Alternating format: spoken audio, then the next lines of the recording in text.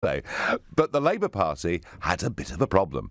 47 of the 232 Labour MPs went against the party leader, and I would argue too, went against the country, but they voted against the triggering of Article 50, and that included 10 of Corbyn's frontbench shadow ministerial team. Now, one thing I know from my experience in politics is that split parties do not get lots of votes. People aren't motivated to go out and vote for split parties. And the Labour Party isn't just split on Article 50, it's split on the whole question of immigration and what their approach to it should be. It is split over Trident, and it is split between what I would call the North London intellectuals and old Labour of the old industrial cities. It presents itself with an absolutely massive problem. Now, Jeremy Corbyn is very much one of the North London intellectuals, very much a person that talks of himself as being a global citizen, and his position on Europe, well, frankly, he's been against it for the whole of his career.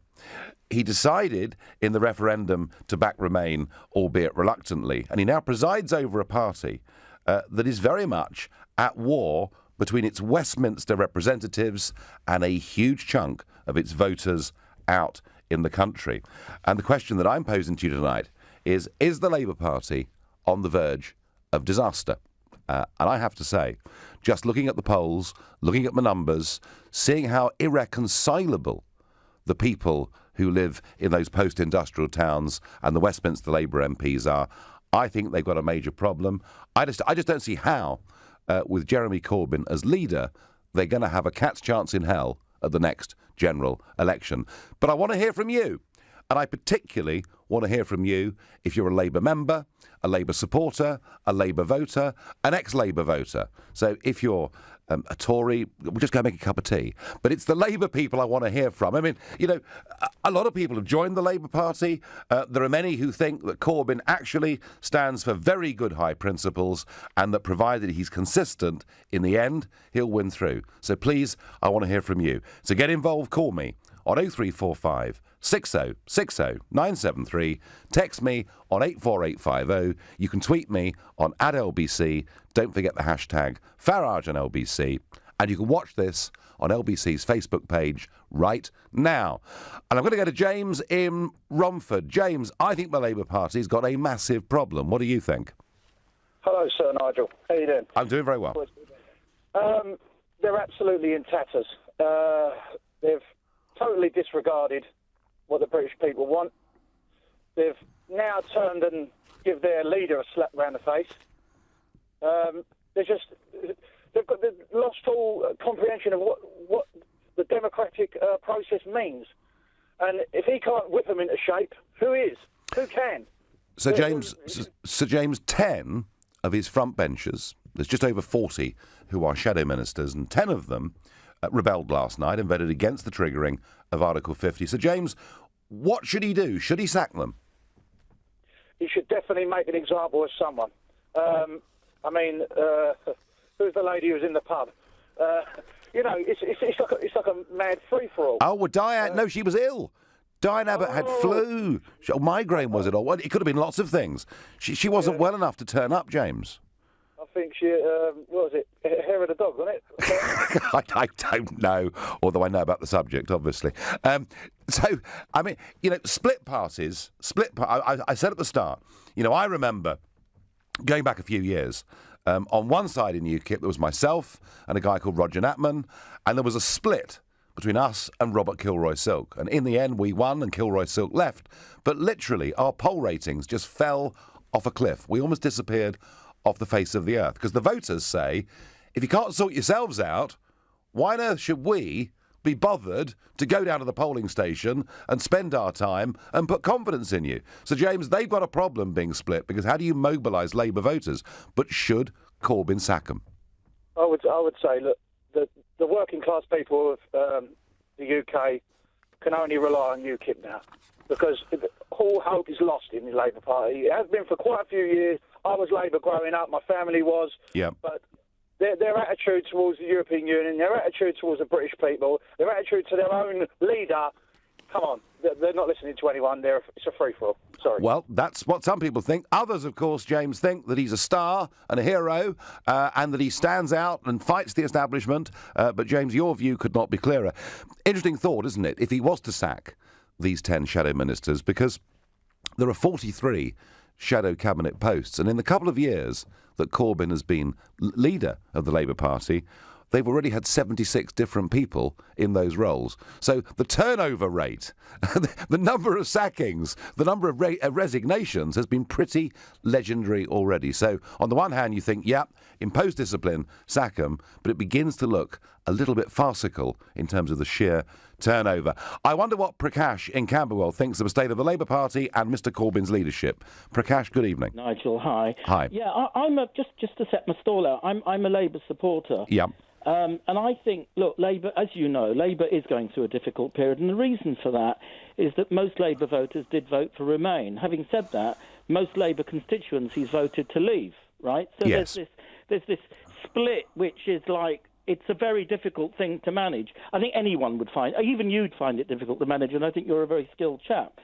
Now, I think one of the things is that the Labour leadership has made the right decision in supporting Article 50. We had a referendum, there was a democratic process, and albeit false information being circulated on both sides, there was a decision. Now, I personally voted to leave, right? Yeah. And the reason I voted to leave is because I believe that the British Parliament should be the executive for making decisions for the British on behalf of the British people. And I would probably have compromised on Tony Benn's position, which was that providing that the British Parliament was ultimately the backstop for any decisions in Europe, I could have gone along with the European Union, but it isn't.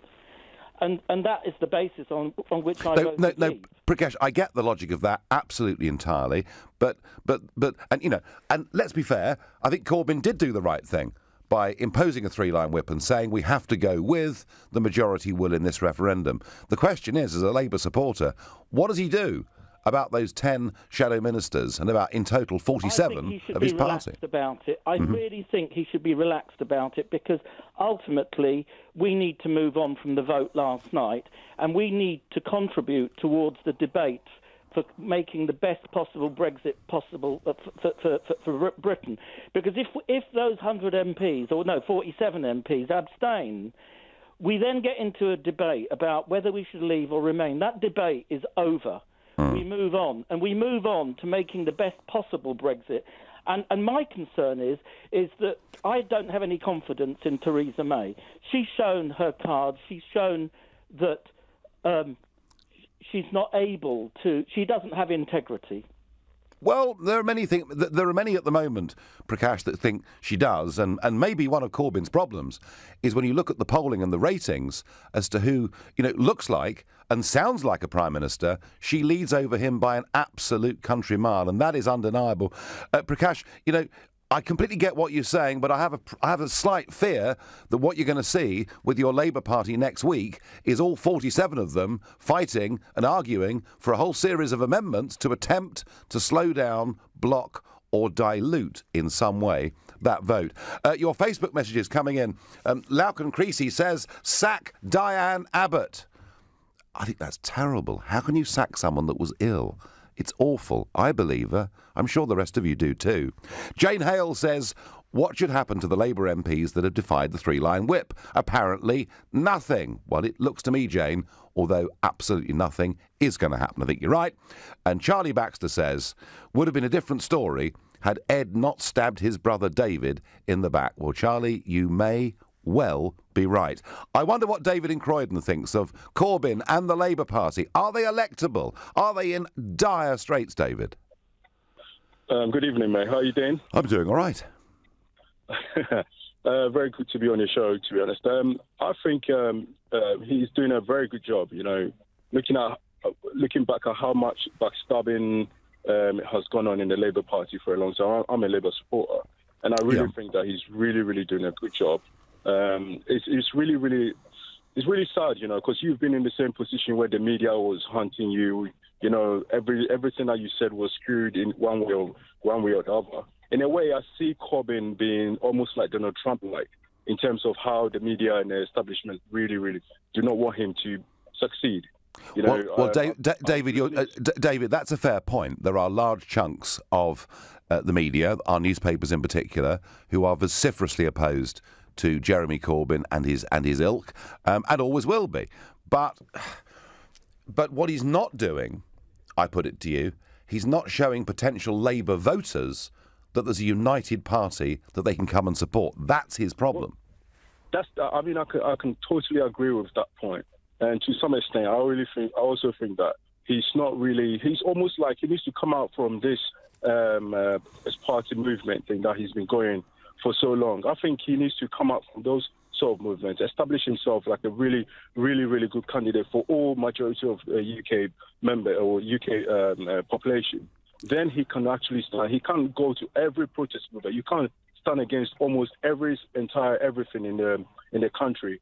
You know, so I think he's doing a very good job in a way, like I said, from all the backstabbing and stuff. And it's very good to be on the show. That's all. David, thank you, and thank you for your sympathy, because yes, I do know exactly what it's like to be abused by large sections of the media.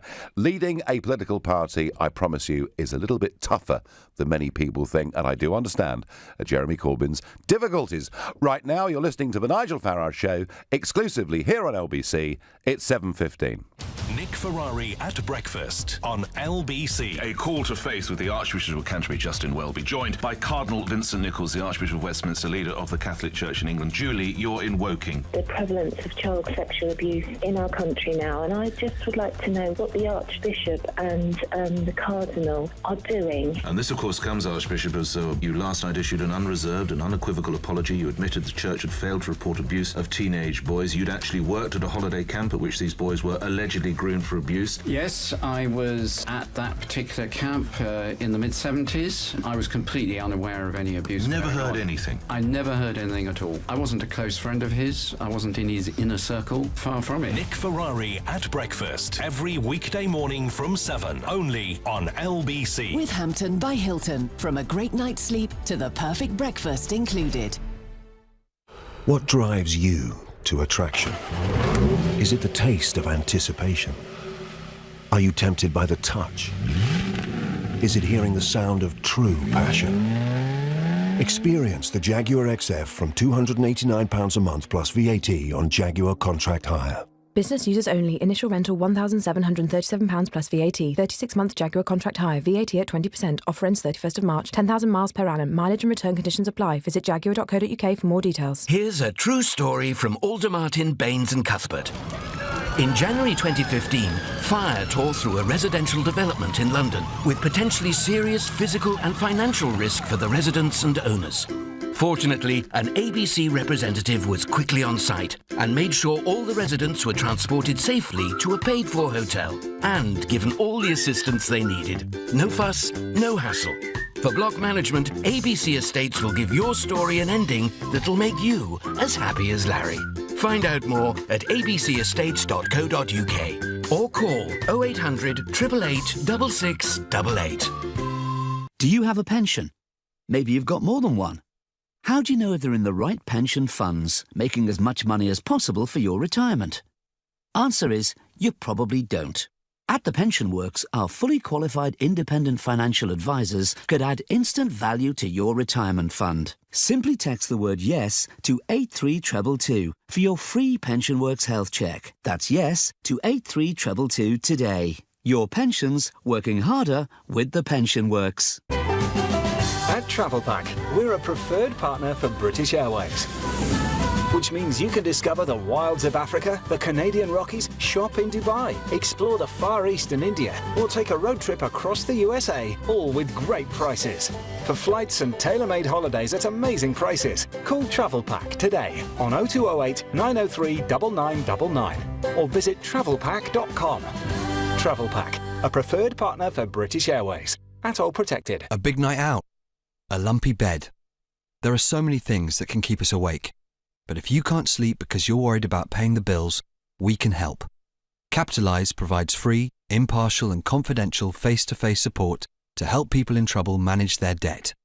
Find out more at capitalise.org La La Land is the most acclaimed film at this year's BAFTAs, with an incredible 11 nominations. It's the most awarded film in Golden Globe history, and now has an outstanding 14 Academy Award nominations, including Best Picture of the Year. It's the film that critics are raving about. A masterpiece, says The Guardian. They just don't make films like this anymore, says the Evening Standard. 5 stars from The Times and The Telegraph. Don't miss it on the big screen. La La Land, in cinemas now. This is LBC, the Nigel Farage Show. Call 0345 6060 973. Text 84850. Tweet at LBC using the hashtag Farage on LBC. Labour was split last night. 47 members of Parliament voted against the 3-line whip on Article 50, including 10 shadow ministers. And I've been asking, should they be fired? Should, Jeremy Corbyn get a sort of iron grip on the party and say we're not divided? Or should he just say, look, people have different opinions? And it's interesting because I'm getting lots of comments on this, but I'm getting more comments about one Labour MP who didn't turn up. And her name is Diane Abbott. And Dominic in Putney tweets in, Abbott needs to be sacked after yesterday's cowardly no-show. And there are lots of messages in that vein.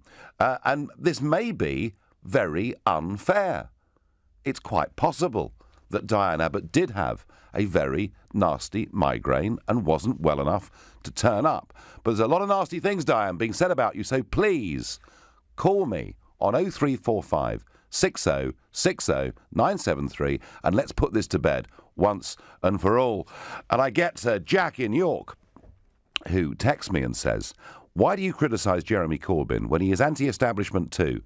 He clearly wanted Brexit, the media hate him, always a good sign, and the party tried to overthrow him, but the people love him. Well, Jack, the previous caller we had was David from Croydon before the break, and David was saying that, he thinks good things about Jeremy Corbyn. And let's be honest, when he became leader of the Labour Party, or when he put his name forward to run as leader of the party had 200,000 paid-up members. Now, the peak, way back in 97, in the absolute heydays of Blair, had been about 400,000.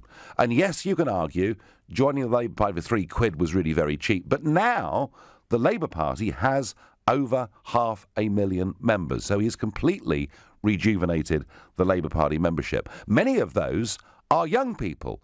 And that in itself is quite remarkable, given that we know a lot of young people in Britain don't vote. I would also praise him for his social media activity, whether it's Twitter or Facebook. He has a very, very big number, not just of followers, but people who actively engage. And he does, in many ways, appear to stand for principles that he's believed in for decades, apart from Brexit. And I'm saying this to Jack in York. Jack, he had voted against the European project at virtually every opportunity since he became an MP back in 1983, but he fudged it over the referendum because he thought on this issue his own party really would throw him out. But, we have to be fair and say he's brought a lot of people into politics. The problem, I think, is that the people he's brought in belong to that North London intellectual wing of the Labour Party, and there is a total disconnect between those people and old Labour. And whether we go to South Wales or the Midlands or the north of England, I'm afraid there is a disconnect between people who call themselves global citizens and believe in open borders and old Labour, many of whom are absolutely furious at what Blair's government did. I wonder, Luke in Ascot, what do you think of the future of the Labour Party? Are you a Corbynista? Are you signed up? Oh, no, not at all. Genuinely, I'm not a fan of Labour. However, I do agree with what you just said, that Corbyn has revolutionised some parts of politics in recent years. In terms of what I'd do if I was Jeremy Corbyn, I think people are suggesting soft approaches. I would just oust all 47 members of that Labour Party and cause by-elections and take the hit that you're going to lose half the seats. But you can't do a three-line party whip, and your whips themselves ignore you and then be taken seriously as an opposition leader. So you need to set the precedent going forward and say, actually, do you know what? Even if I lose 25 out of the 47 seats, Luke, it's what it is. Luke, this is the most radical political proposal I've ever heard in my life. He's just not going to do that, is he? I know he's not going to do that, but that's what I would do if I was going to be taken seriously as a leader of a party like Labour. You have to sit there, and the same as Diane Abbott. Yeah, she might have been ill, but this was a monumental decision, and you could have lost your arm. You need to get in there to either vote by proxy or vote yourself. Luke, you make the point. You make the point, and I started the show off by saying that people don't vote for split parties, and that is absolutely right. You make the point. He's got to impose discipline. Your method of it is somewhat terrifying, but here's the problem: how do you, as leader of the Labour Party, impose discipline upon that parliamentary group when you yourself, i.e. Mr Corbyn, have defied the party on a variety of whips, including three-line whips, 500 times since 1983? He's not credible, is he, as someone to say, come together? No, and I agree with that. That was my second point, that obviously his track record, he's not helping himself out by trying to impose whips. I think it was a bad choice in the first place. But, I mean, the only other thing he could do, I suppose, is save a little bit of face and say, actually, if the Labour Party's split without me, I'll resign. And then if it falls to the wayside, then everyone can say, actually, Jeremy Corbyn was the best leader we had as a chance. And they might realise that he was actually quite valuable. One other quality that he does appear to have, Luke, is stickability. Because don't forget, they forced, just a year after he took over, they forced another leadership election, and he stood again, and he won by an even bigger margin. So, Luke, my view is that he's going nowhere, and they're headed for disaster. And I thank you very much indeed for your call. Rob White on Facebook says, Labour should just evaporate, exit, fade, away, melt, whatever you want to call it, bye-bye. Well, I don't think it'd be quite as quick as that, but they are in very, very real trouble. And I just see the split between the North London intellectuals and Old Labour, and I cannot see how they're going to reconcile it, even if Luke thinks all 47 of them should be sacked and forced to face by-elections. Gosh, wouldn't that be fun? Kevin in Rugby, what do you think about the state of the Labour Party? Hi, Nigel. Hi. Well, firstly, I think it's pretty obvious that Corbyn couldn't organise a piss-up in a brewery when even his ex-girlfriend, not really nice to think about, Diane Abbott, had to pull a sickie just before the vote to get out of it. I mean, whatever happens to the Labour Party, Diane Abbott is not emerging well out of all of this. Please, Diane, call in, because people are really saying nasty things about you. No, well, I think the problem, the reason why the Labour Party is dying, I think the rot set in long before Corbyn was elected. I think it was almost entirely down to the large-scale immigration that was started under Blair, and Labour long since abandoning the purpose for which they were set up for, which is to protect the working class, and now they're insistent on pursuing their own liberal globalist ideologies like large-scale immigration, and it doesn't benefit the most vulnerable in society. No, I think, Kevin, that's a very strong point, and I have to say that Diane Abbott perhaps is the one figure on that Labour front bench that causes more offence to Old Labour on this issue than anybody else. She still is on the line that if you're talking about this issue, basically you're racist and you're stupid. And Kevin, you're right, and I thank you for your call, even if the language was a little bit fruity for before the watershed. I wonder what Rajiv in Pinner thinks. Rajiv, are you a Labour supporter? Yes, I am very much so.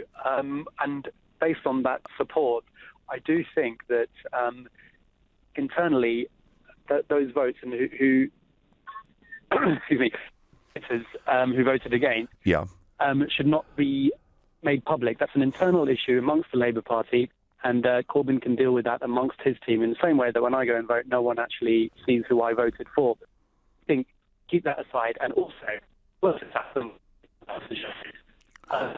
oh dear. Oh dear, you're breaking up. I fear you were going to make some very good points, and we have lost you. I'm sorry, Rajiv and Pinner, you have gone. River Magic tweets in to say, Corbyn can't sack the 10 shadow ministers.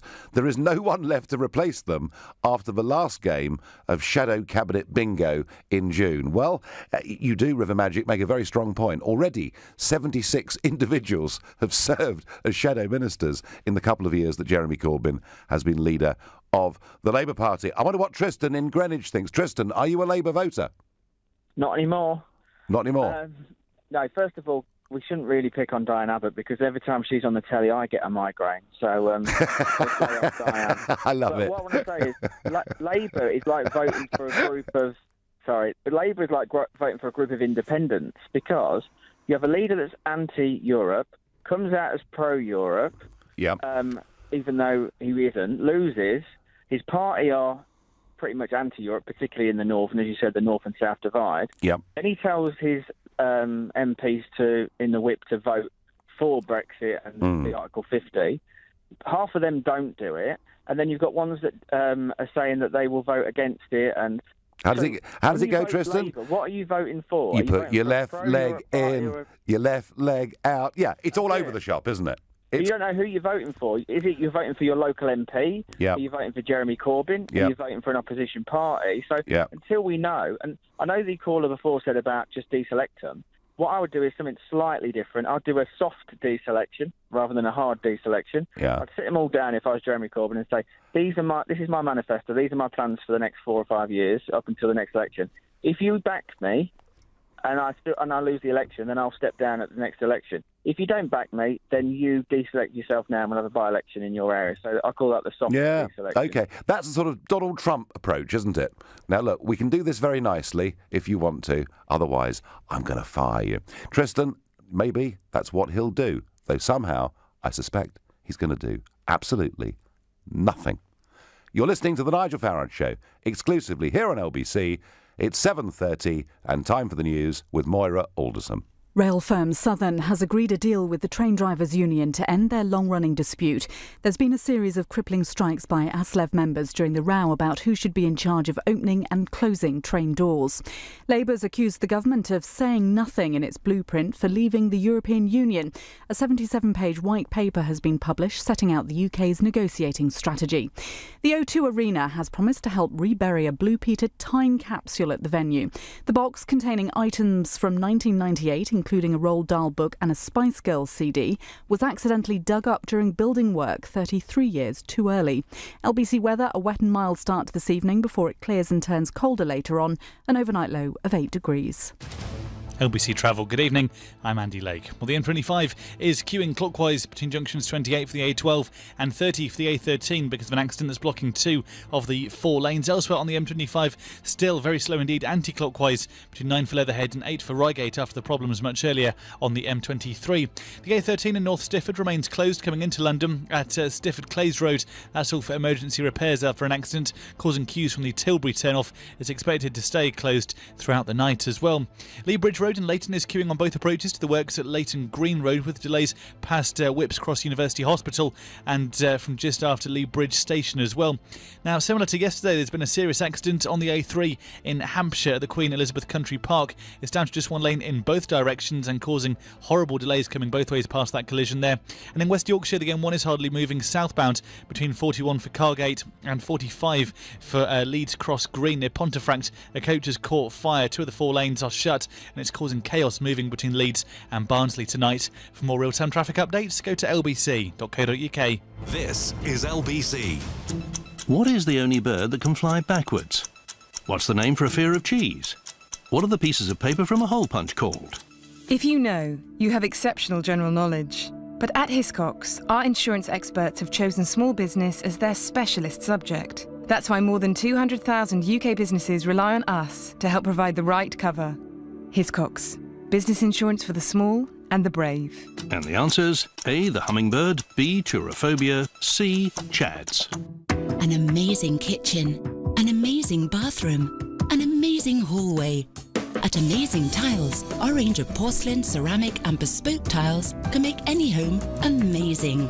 Right now, buy 5 metres or more of plain tiles and get 1/3 off the retail price. Visit our showroom and warehouse at Park Royal Road, London, or call 0208 83 84 900. Make your home amazing at amazingtiles.com. What if someone else did all the donkey work to find out if you had PPI for free? Well, that's exactly what we do here at the Claims Guys. Just text EASY to 60777 and we'll do the digging to discover if you ever had PPI added to one of your accounts. After that, you can pursue the claim yourself or ask us to do it for you. It's your choice. But if you don't text EASY to 60777, you'll never know. The Claims Guys, the PPI people. The Claims Guys. Hacksaw Ridge has been nominated for 6 Academy Awards, including Best Picture and Best Director Mel Gibson, and 3 BAFTAs, including Best Actor Andrew Garfield. She don't kill. No, sir. You're a conscientious objector. Mel Gibson brings you the extraordinary true story of the soldier who saved 75 men without lifting a gun. Critics are calling it a movie not to be missed. 5 stars. Hacksaw Ridge, in cinemas now, rated 15. At Oak Furnitureland, everyone knows our furniture is 100% real hardwood. And it's also 50% off. But most importantly, it's 100% real hardwood. Yes, but don't forget it's also 50% off. At Oak Furnitureland, quality and price are both important. So make sure you don't miss our winter sale, where everything's 100% real hardwood with up to 50% off. Extra savings in our biggest ever winter sale end this Sunday. Visit oakfurnitureland.co.uk to find your nearest store. The Nigel Farage Show on LBC. Call 0345 6060 973. The Labour Party badly split over Article 50, 47 of their MPs defying a 3-line whip, and yet, hard though I try to say, please, if you're a Labour voter, a Labour supporter, call me, tell me why Corbyn's a good chap. Many of you on social media still want to talk about the one Labour MP that didn't turn up because she had a migraine. Diane Abbott. And Basher Bill tweets in to say, Abbott was on Twitter when the vote was taking place. Headache, my foot. We should have really devoted the whole hour to Diane Abbott, but we didn't. But can I just say this about old Labour and this split that I'm talking about between the North London intellectuals who view themselves as citizens of the world and old Labour in the old towns and cities, some of them perhaps post-industrial. Old Labour always was and is fiercely patriotic. It absolutely believes in flying the flag and this country. It's one of the reasons why old Labour was so united in its opposition to joining the common market all those years ago, back in the 1970s. And Corbyn has a bit of a problem with old Labour. He doesn't really appear to be that patriotic.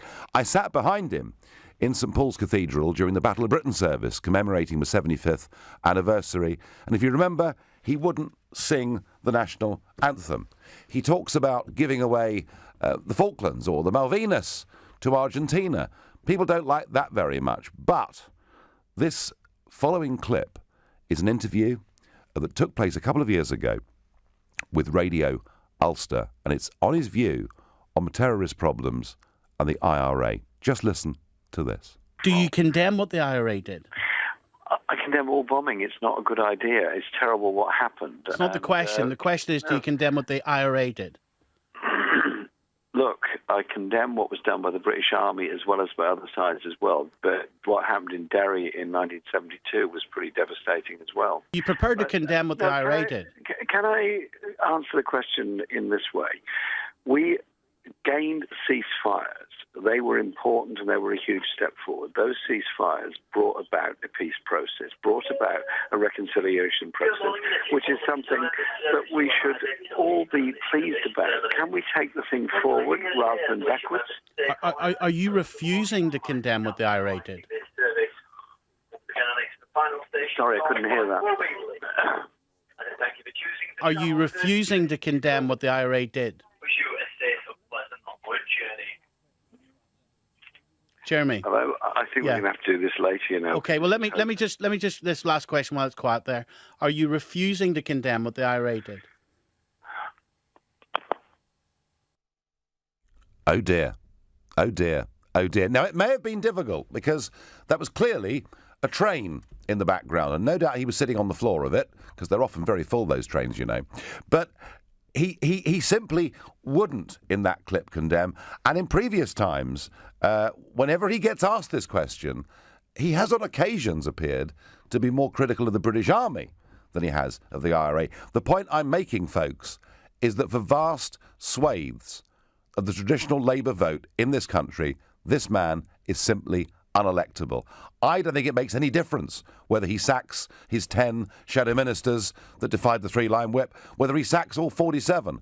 I don't think this guy can impose discipline on the Labour Party. And whilst he may well have been incredibly successful in getting a young, urban crowd into active politics, which in itself is an amazing achievement. That is not reaching out too far beyond the M25. And I think if they stick with him as leader, I think they're doomed. I think they're headed for total disaster. Please ring me, disagree. Tell me he is the man for the hour and that actually, if he holds on in there, by 2020, he'll be in with a shout of beating Theresa May. I want to hear from you. If that's the way you feel, call me on 0345 60 60 973. For now, we're going to Terence in East Grinstead. Terence, have I been too critical of Jeremy Corbyn just there? Yes, I think you have, actually, because, first of all, the Labour Party, even from its earliest days, was always internationalist as well as being patriotic. And as for the interview about whether he supported the IRA or not, the point is you could have mentioned also that we've occupied Ireland for 300 years. Absolute disgrace. But the reason I phoned is to say that I've sent Jeremy a message today saying that he shouldn't bother to sack any of his top team because they didn't comply with the three-line whip, but instead he should use the opportunity to add to his Brexit negotiators, who are all pro-Europe, he should add Gisela Stewart and Kate Hoey to that team, so it's more balanced. OK. I mean, Terence, do you know Jeremy Corbyn personally? No, I don't, but I'd be delighted to, as I would be delighted to meet you or Theresa May. Right, you're a proper Democrat, Terence. That's very good. Well, I mean, I take your point that he could maybe grab something out of the jaws of this disaster by putting the right people, as you say, on his Brexit team and making it clear that whilst there are some people in the Labour Party whose conscience meant they just couldn't ever go with Britain leaving the European Union, that the party is set on a course. And Terence, the importance of that is one of our previous callers, did say that with the referendum and what's happened since, it's looked a bit like the political hokey-cokey. So, Terence, I think if he takes up your idea, he will bring at least a bit of clarity. But, Terence, let me just throw one question back at you. He won't sing the national anthem. He wants to give away the Falklands. He won't condemn what the IRA did.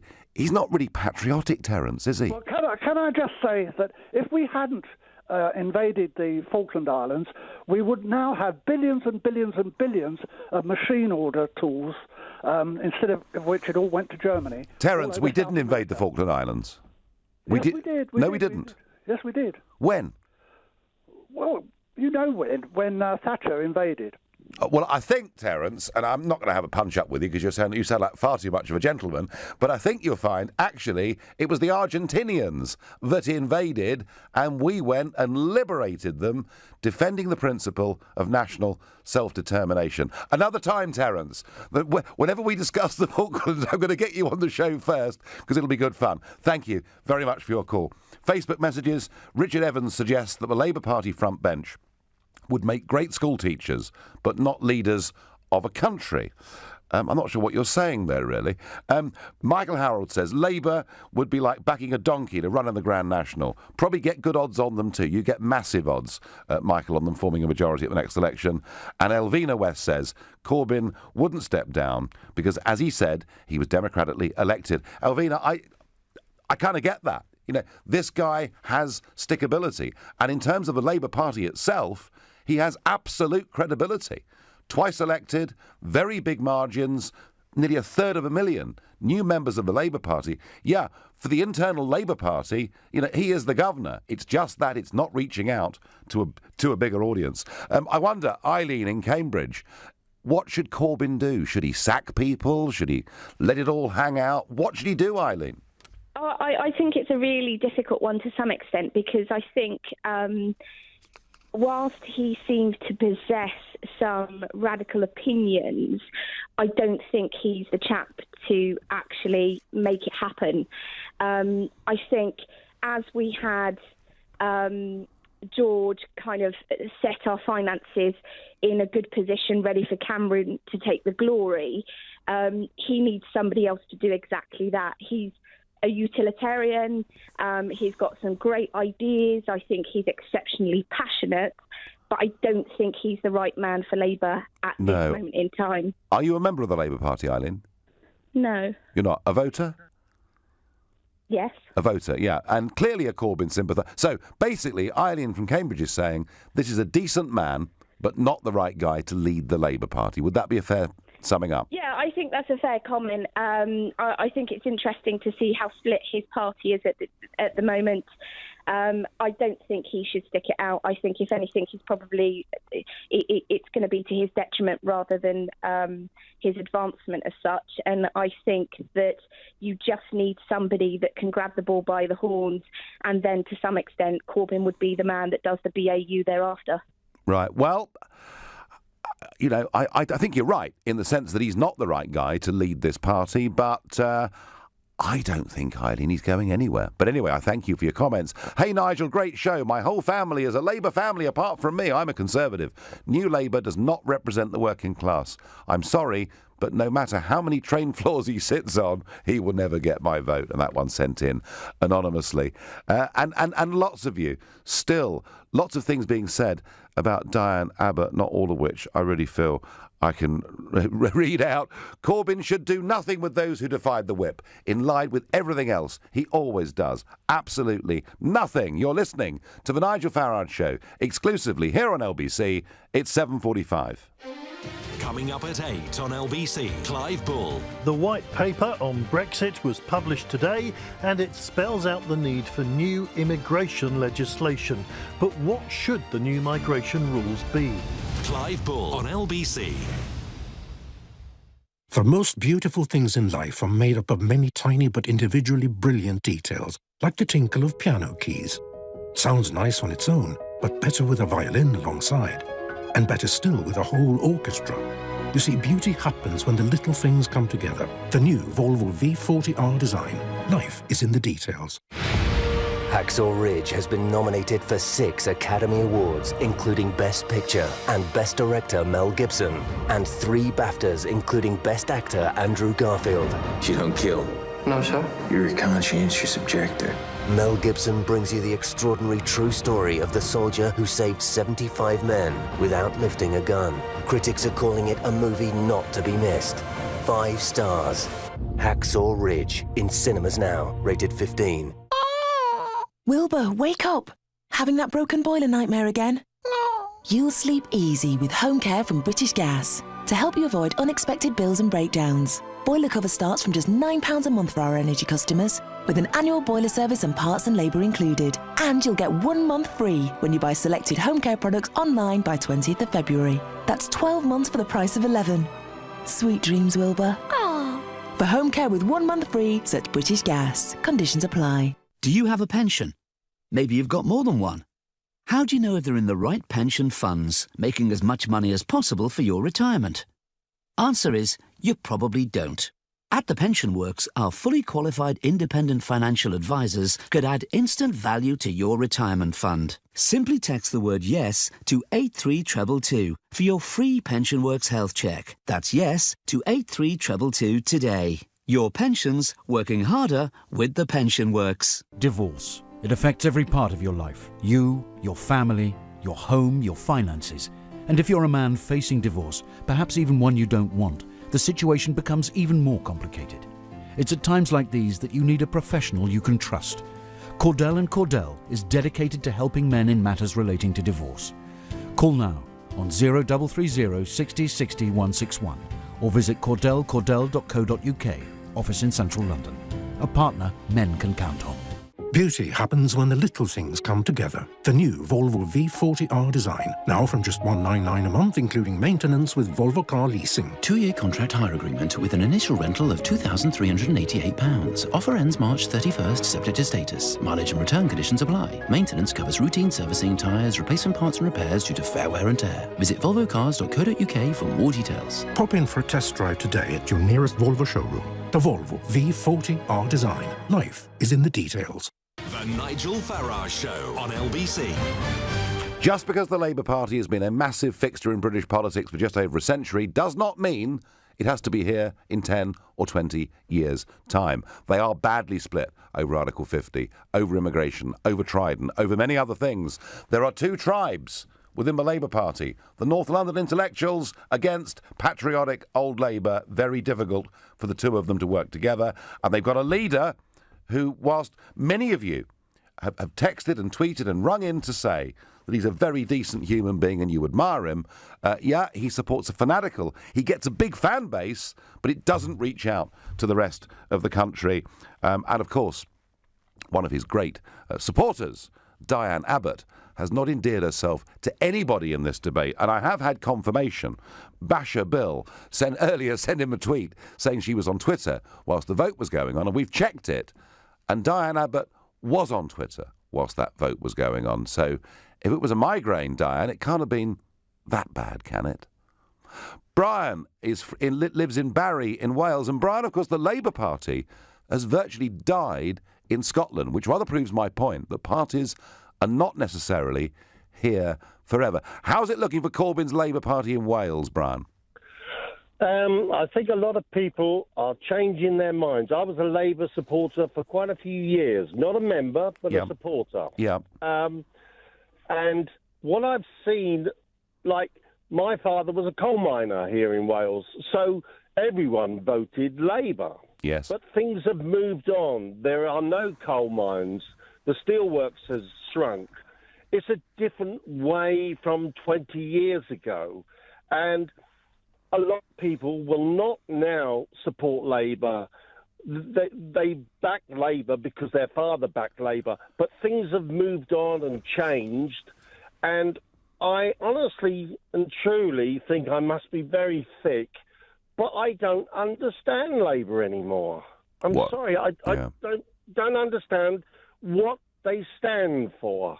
You know what I mean? Brian, I do know exactly. I think there are millions of people out there like you who've been Labour all their lives who are saying, what exactly... And that's the problem, Brian, I'm talking about, that when you've got these two completely different wings of a party, you've got a Westminster party that is very much, as I call it, the North London intellectuals, and you've got a huge mass of voters out in the country who are patriotic old Labour, who want to see a Labour Party standing up for the weak and standing up for ordinary people. Then I think, Brian, your question is perfectly fair. Let me ask you one thing. I mean, do you think that if the Labour Party had a different leader, it might be more appealing to voters in South Wales? No, because I think their policy is straight through and they can change it in a minute. Depends on who asked them the question. And I don't think they've actually sat down and got some sort of policy that they're working behind. It changes from day to day. And I think Corbyn, again, he's been in Parliament very many years, but sure. I don't think he is standing up for the working man or for the things of today. Things have moved on so fast that Corbyn is now a thing of the past. Brian, is the Labour Party doomed? Yes, I think so. Everything has its day, and I think your party will come up. I really do. Well, because people have had enough. And this has been a fantastic couple of years, or 12 months. We've seen Trump booked in. Yep. You can like him or hate him, but he's getting things done, which the last president didn't do anything that I could see. Yep. And also, it's about time that Parliament was shook up, because it hasn't really changed since the days of Robin Hood. Well, Brian, you're right. Things have changed a lot in politics globally in the last 12 months. And I have to say, one of the reasons I'm enjoying doing this LBC show so much is because current affairs now is what people are talking about and caring about. And we've really got, I think, some passion and debate back. And Brian, thank you. And I repeat the point I've made before. You know, I want everyone, whatever your views, agree, disagree, ring me, don't use bad language, don't shout. Let's have a proper debate, because this debate about our future, not just this country, but the entire West, this is what is dominating our lives at the moment. And I'm just thrilled to be here and to be a part of it. And I hope a reasonably fair umpire. Mark in the Old Kent Road. Is Corbyn going to be the next Prime Minister, Mark? Tell me. No, I don't think he'll be the next Prime Minister. Right. Hello, Nigel. Hi. But I think he's not as derided in the country, as you probably might think he is. I just want to kind of pick up on the thing where you said he wasn't as, pro-British as he should be. Yeah. Yeah. Now, look, I'm pro-British. I love my country, for good or bad, right? Yeah. That's the way I was brought up, right? You love your country as well, right? So, end of story, right? But there's a lot of people in this country, Nigel, who are not pro-British, and who are British, but they're not pro-British. Some of them are from, if you go up some parts of the north, Liverpool, they love him up there. And they're very pro-IRA as well. And if you go to some parts of Manchester, they're not pro-British. They don't even want to follow the England football team. So who do they follow in Manchester then, Mark? Man United, and that's it. Well, that's they're not interested. They're not interested in England. They're not interested in the nationalist side of it. They're not interested. You're going to tell me that Man U's their religion as well next? Yeah, of course you know that. You know that. What I'm saying is, he's got a lot more support up there in England than what you think. All right, Don't Mark. Underestimate it. Mark, I will concede that my comment about Corbyn not spreading beyond the M25 is not entirely true.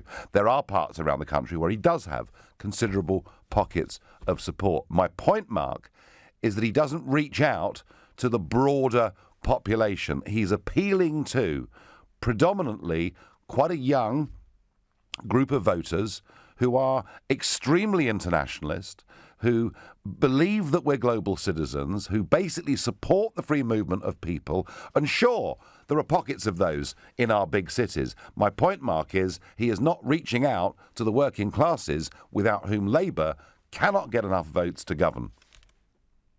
Yeah, but the thing is it's all very well... Look, people say, like you're saying about, the people are internationalists and things like that, but they're not going to admit that they support the IRA. They're not going to admit that. They're not going to come out and say, we believe on it. Come on, there can't be that many. There can't be that many IRA supporters in Liverpool, Mark, surely. Yeah, but hold on a minute. You've got to look at the Irish descendants. It's not just about Irish people, it's the descendants. Yeah, well... 4 or 5 generations of Irish people that have been in England. They are sympathisers. Well, there may be some of them, Mark, but I do not buy the idea that Liverpool is a hotbed of IRA support. I really do not. Jake in Brentford, are you a Labour supporter? Jake, how do you feel about Mr Corbyn's leadership? I'm not a Labour supporter. I grew up in a Labour household. My parents voted Labour. Yes. And their parents voted Labour. And the Labour they voted for and the Labour they brought up with is completely different to the Labour we have today. Back in the day, or from what my parents told me, Labour would fight for the working man, fight for the average man. But now it only seems that they care about virtue signalling and turning up every 4 years and asking for a vote.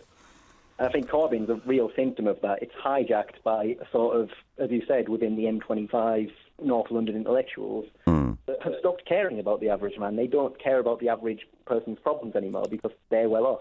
So if they got, Jake, if they got a different leader that perhaps connected with old Labour, would it all be different? And would they then rock it up in? Because they're currently 24 to 25% in the opinion polls.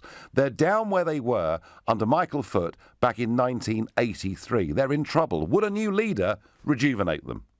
I think you'd have to get a new leader who isn't part of this political class. I think the way we've seen with Brexit and the way we've seen with Trump winning is that people are tired of being ignored. If we had somebody who actually worked at it in their life, maybe the Labour support in the North might come back. Well, Jake, it might, but he doesn't look like resigning very quickly, does he? Jake, thank you. Facebook messages, Paul Costello says, I've always said David Miliband was the man for Labour. Too late now. Derek Winder says, voted Labour all my life, as did my parents, but never again.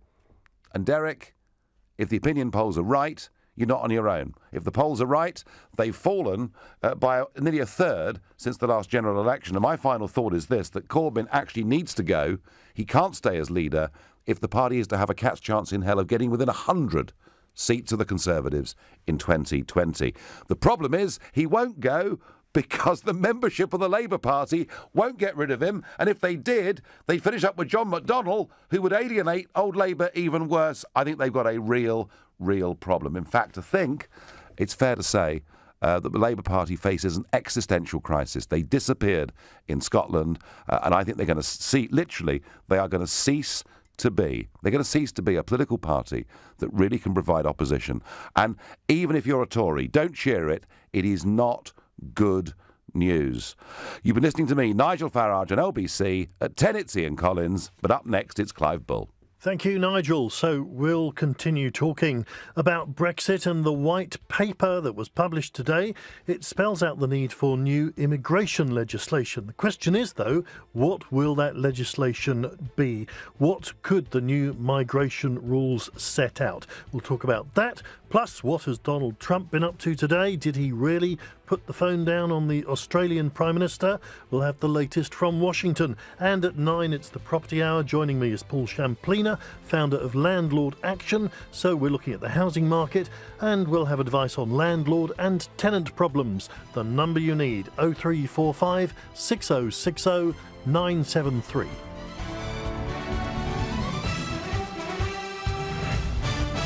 On FM, online, on your mobile and on digital radio. Leading Britain's conversation. This is LBC.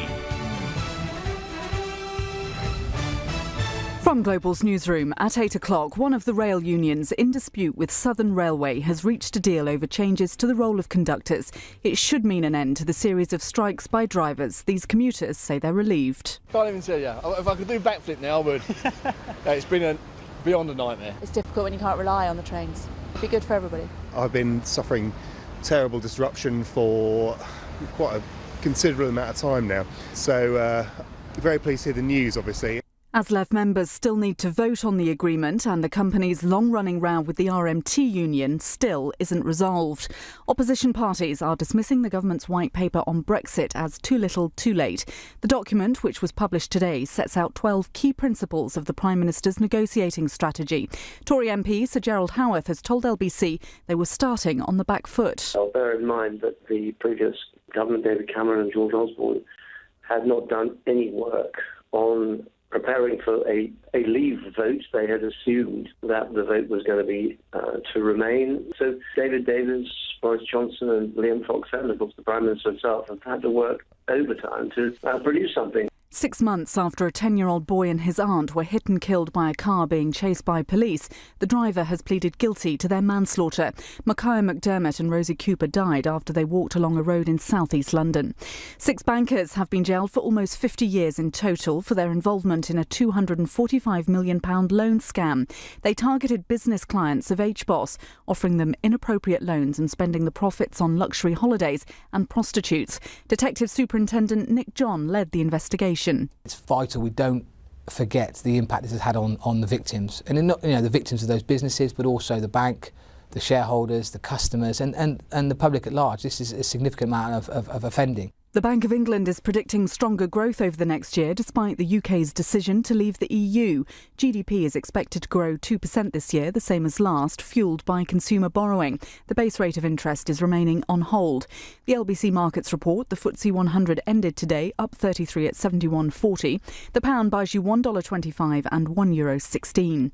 LBC weather, a wet and mild start to this evening for most, before it clears and turns colder later on. An overnight low of 8 degrees Celsius. From Global's newsroom for LBC, I'm Moira Alderson. LBC Travel, good evening, I'm Andy Lake. Well, the M25 is queuing clockwise between junction 28 for the A12 and 30 for the A13 because of an accident which is blocking 2 of the 4 lanes. Long delays now coming along that stretch. The M25 also very slow anti-clockwise between 21 for the M1 and 20 for the A41 at Kings Langley. There's been an accident which is still blocking the inside lane. The A13 in North Stifford remains closed coming into London at Stifford Clays Road. That's all for emergency repairs after an accident causing queues from the Tilbury turn-off. It's expected to